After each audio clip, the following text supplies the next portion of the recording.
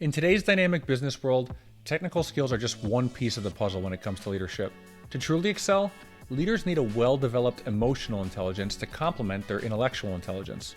But emotional intelligence encompasses several key abilities, and one of the most critical ones is self-management. Leaders who have strong self-management know how to navigate challenging situations with composure and focus. This serves as a source of stability and encouragement for their teams and themselves, even in turbulent times. In this episode, you're going to learn how you can hone in on this essential skill. I just want to quickly introduce myself for those of you who are new to the channel. My name is Doug Howard, and I'm a leadership coach and consultant for engineering companies and engineering managers. A lot of the tips and tools and strategies I give here on my YouTube channel can be applied to any industry, not just engineering. So if you're a leader who wants to level up your leadership skills, make sure you hit that subscribe button. Let's talk about what self-management is, because there's probably a lot of confusing or conflicting terminologies about this on the internet. I look at self-management as your ability to effectively navigate difficult situations while still maintaining focus and emotional control. This is important because strong self-managing leaders know how to remain steady under pressure. They know how to inspire optimism and enthusiasm in their team when it's needed the most. They know how to keep their team energized and moving forward versus letting their team just let their overwhelm get the better of them. Organizations that have a high number of self-managing leaders, they're going to gain a significant edge over companies that don't, because self-managing leaders are going to be unwavering in the face of adversity. They're going to stay true to the company's vision and the team's mission and the team's goals. They're going to foster confidence within their teams above all else, especially when they're facing unknowns and challenges, which, as we know, today's business world is constantly evolving and changing. The only thing that's constant is change. You need leaders that are self-managers. Back when I was a college athlete, we always had a saying on our team. We would say, anyone can be a great teammate when you're winning, but the best teammates know how to be a good teammate when you're not winning, when you're losing, when you're behind, when the team is struggling. If you ever played sports before, it's easy for people to be positive and upbeat when you're scoring a lot of points and you're in the control of the game. The same is true with leadership. Anyone can be a good leader on a team that has things going smoothly and isn't facing any adversity or any challenges. On the other hand, it's a lot tougher to be a good leader when the team is facing problems and when the team is under stress and when the team is facing challenges that they don't have solutions for.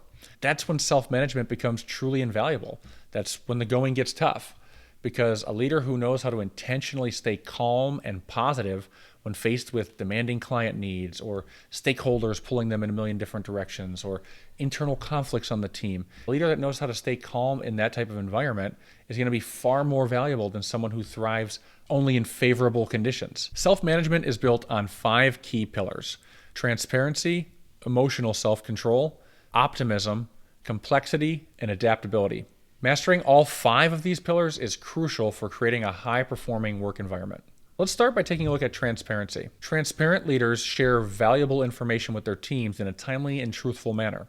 They explain the reasoning behind their decisions, their questions, and their statements. When they're leading team meetings or conversations, they're going to openly share their strategies, and they're also going to share the why behind their strategies. More important, they're going to demonstrate genuine engagement with all aspects of the business, expressing enthusiasm while also being honest about potential challenges that are coming up. Now, when I was outlining the topics for this episode, I was immediately reminded of a story from my experience back when I was an engineering manager.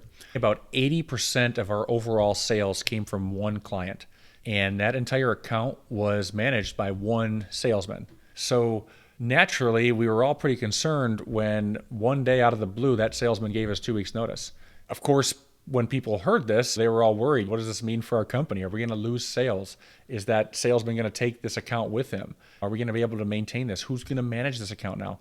It didn't take long for the rumors to start spilling throughout the company. People are starting to panic. People are starting to worry, will I still have a job? I saw this happening, and I wanted to nip this in the bud real quick and not let this story spread and take a life of its own.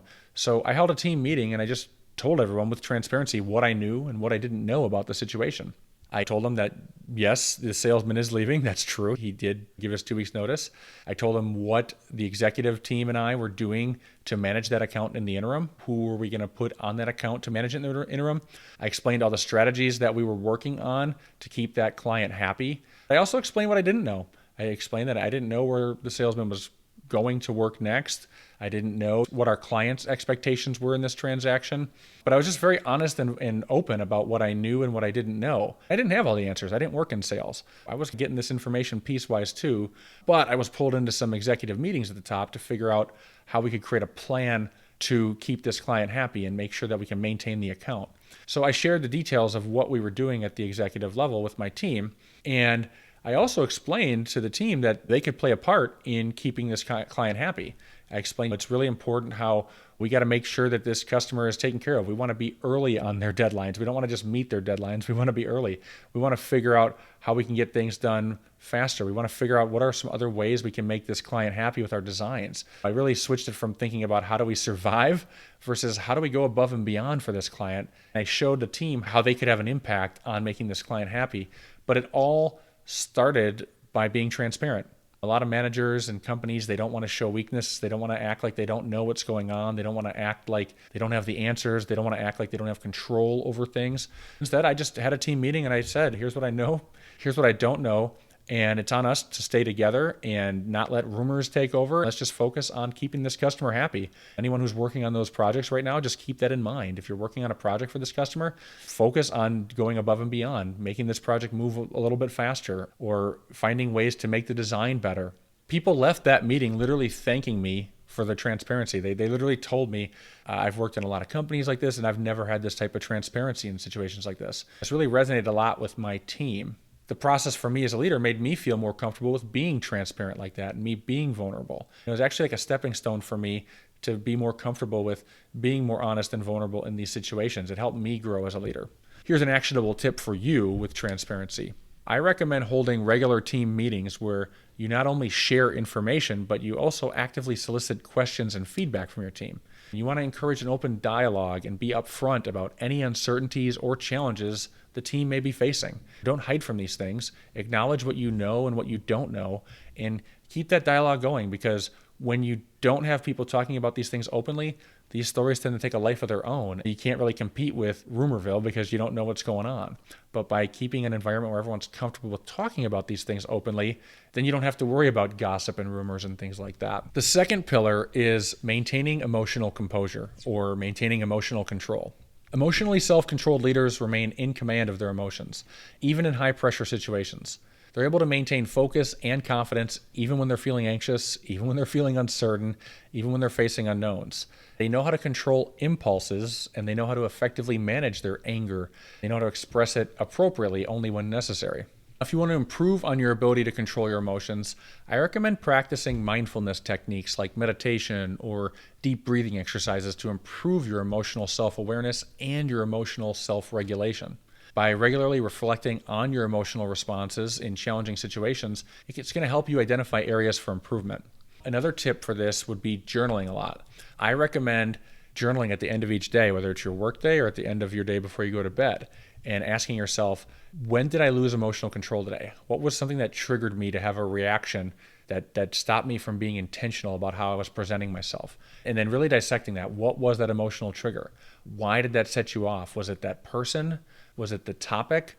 Was it something about you? Maybe you were hungry. Maybe you didn't get a lot of sleep that night before. You really want to dissect your behaviors and instead of being passive and reactive to situations, take inventory on your behavior each day at the end of the day. I'm not talking about hours here. I'm talking about 5 to 10 minutes. Reflect on these things and then look for patterns. Are you cranky in the afternoons and you don't have as much emotional control then as you do in the morning? Is it certain people that set you off? Is it certain topics? When you recognize these things and when you're aware of them, then you can start taking control over them, because then you can put mechanisms in place like reminding yourself, hey, I know that this person always ticks me off, so I need to go into this conversation with an open mind. The third pillar is optimism. Optimistic leaders are always going to be persistent in their pursuit of goals, even when they're faced with overwhelming obstacles. They're going to operate with a mindset focused on achieving success rather than operating out of fear of failure. Those are two completely different things. And as the former college athlete here, I always looked at it like you're either playing to win or you're playing not to lose. When you play not to lose, you never win. The same is true as a leader. If you're fearing failure, you're not going to achieve success. In fact, you are just going to fail. Leaders that are optimistic, they're going to view setbacks as opportunities for learning and improvement, and they're not going to look at it as personal failures. They're going to understand that success is not a linear path. It's going to be ups and downs. It's more about creating that net forward progress. So instead of dwelling on failures, they're going to find out, how can I learn from this? How can I improve on this? What are my takeaways from this? How can I not let this happen again? So even during periods of uncertainty, optimistic leaders are going to remain focused on long-term objectives, and they're going to be looking beyond today to make sure that they're constantly moving towards that net goal, that higher goal that they're working for. They're going to make sure that they're inspiring their team to have the same positive outlook that they have. That's the key. They're not just optimistic themselves, but they're also radiating that optimism into their team. If this is something you struggle with, I would recommend finding ways to frame challenges as opportunities for growth. Instead of looking at it as, I don't know how we're going to get this done, this is impossible, there's no way we can do this, challenge yourself and figure out, okay, what are the things we can control? What are the things we can work on? What are the things that I can do now to get ahead of that? What are ways I can chip away at this major problem? How can I break this major problem down into miniature problems that I can tackle one at a time? How can I isolate these things? Whenever you're faced with setbacks, focus on the lessons learned and use them to develop new strategies for the next time you're encountering a similar type of problem. One more tip on this: make sure you're celebrating your team's successes, big and small, because you want to foster a culture of optimism and perseverance. Another key for that is making sure that your team has permission to fail. If your whole team is worried about making mistakes, guess what? They're not going to be doing their best job. They're just going to be playing to not make mistakes. I want to make sure you see the relationship between your optimism and your team's optimism. The fourth pillar of self-management is complexity. Leaders who excel at comprehending complexity are able to see situations from multiple perspectives, and they're able to see the battlefield from a whole bunch of different angles, which gives them the best strategies towards achieving the goals that they're working on. They're going to actively seek deeper meaning in social and professional interactions, and they're going to consider all the nuances involved in those interactions too. Whenever they're interacting with others, they're going to develop alternative approaches and engagement strategies with those people. Back when I was an engineering manager, the department that would frustrate me the most was our sales team. They are always submitting projects with missing information. I'm talking about critical information that really prevented us from actually working on the project. But they would just throw it over the fence and complain about us not hitting the deadline, even though they were the reason we couldn't work on it. They would do this all the time, and it always felt like they were playing games, trying to manipulate the system or game the system. They would get their projects in the queue so that it would get locked in for that deadline or that due date that we committed to the customer, but they wouldn't give us the information we needed to actually do the project. I would take it personally all the time. I felt like they were intentionally being lazy, or they were intentionally trying to screw us over as an engineering team. Instead of just blaming them, I started reaching out to them to learn a little bit more about their day-to-day and what goes into their job and what type of challenges they faced. It didn't take me long to realize that their mistakes weren't personal at all. I sat on some customer calls with them, and I realized that their customers were very indecisive. Their customers were always changing information on them, and the customers were always sending new updates, new information, new design models. Basically, the customers were making it really difficult for our sales team to manage the level of information. I'm talking about like within a 24-hour span, the customer would say, here's all the information you need, it's locked, go live. And a salesman would be on a sales trip for a day and not check their email, and then come back and find the customer unloaded all this new information on them. To me, it felt, oh wow, the salesmen are withholding this information. That's how it felt on my team as well. We'd get really frustrated with them, but when we saw what the customers were doing to our sales team, we could see how it's really easy for them to lose track of information. It's easy for I's to not get dotted and T's to not get crossed. That gave me a lot more empathy for what they were going through.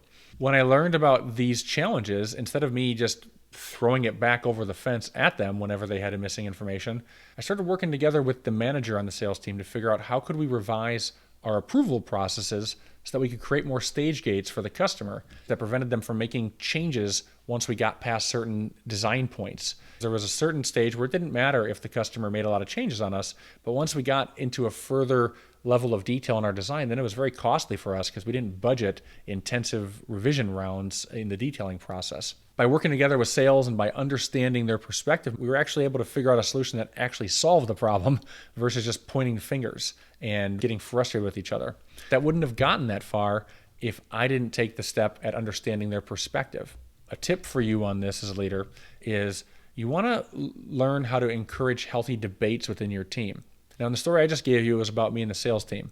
Instead of us having a you versus me or an us versus them mentality, I had to learn how to have healthy debates with them.